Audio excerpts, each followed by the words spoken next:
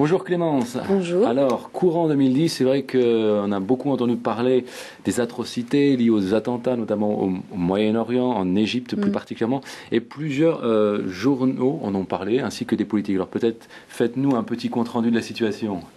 Eh bien, vous l'avez déjà très bien commencé. Cet écho médiatique s'est propagé suite à la prise d'otage meurtrière de Bagdad en Irak le 31 octobre 2010. C'était dans l'église Notre-Dame du Perpétuel Secours et suite à l'attentat visant l'église des Saints d'Alexandrie pendant la célébration du Nouvel An en Égypte.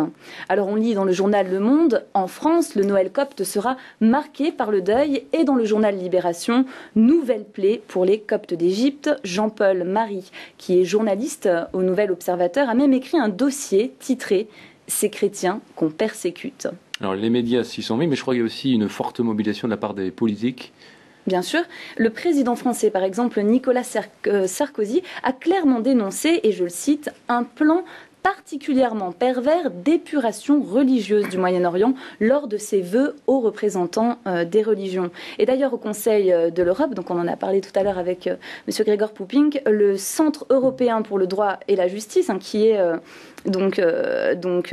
l'institution dans laquelle travaille M. Gregor Poupink, a organisé une audition sur les réponses que l'Europe peut apporter à la persécution des chrétiens du Moyen-Orient.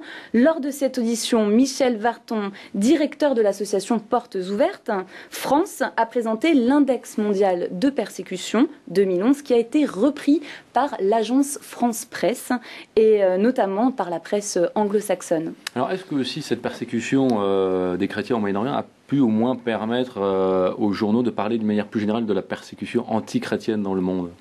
Tout à fait. Jean Sevilla, journaliste pour Le Figaro, débute un de ses articles par « De l'Irak à la Chine et de l'Algérie au Pakistan, le christianisme est aujourd'hui dans l'indifférence quasi générale la religion la plus constamment et la plus violemment persécutée ».